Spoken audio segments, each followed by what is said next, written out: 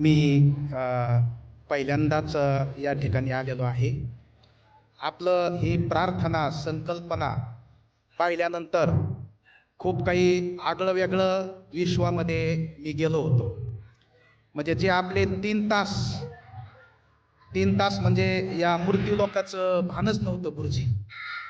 3 तासामध्ये अगदी खरोखरच एक दत्तधामामध्ये आणि त्या विश्वामध्ये तुम्ही आम्हाला घेऊन गेलेले होते.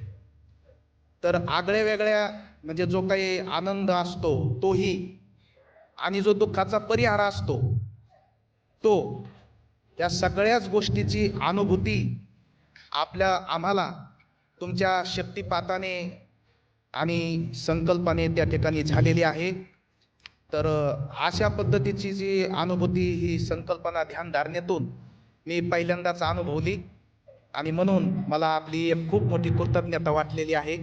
आणि विशेष म्हणजे आपण आल्याबरोबर जे हरी म्हटलात, मला खूप आनंद वाटला, आणि त्यामुळे मी आपला ऋणी आहो. अशाच पद्धतीनं आपली कृपा असावी अशी मी आपल्या चरणी प्रार्थना करतो. आणि मला एक म्हणायचं, जगाच्या कल्याणा संतांच्या विभूती देहकष्टविती परोपकारा. परोपकारासाठीच आपला अवतार आहे. कारण एवढं कोणी खटाटोप करत नाही, आणि सगळे आजकाल आधुनिकतेच्या आणि हव्यासाच्या पोटी लागलेले आहेत.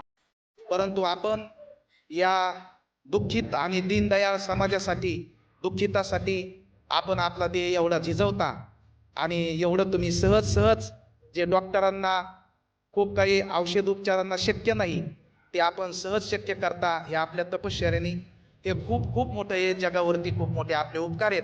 आपण आधुनिक जगातले महान संत आहोत. म्हणून आपला जे जे कार असो, दत्तधाम सरकार की जय.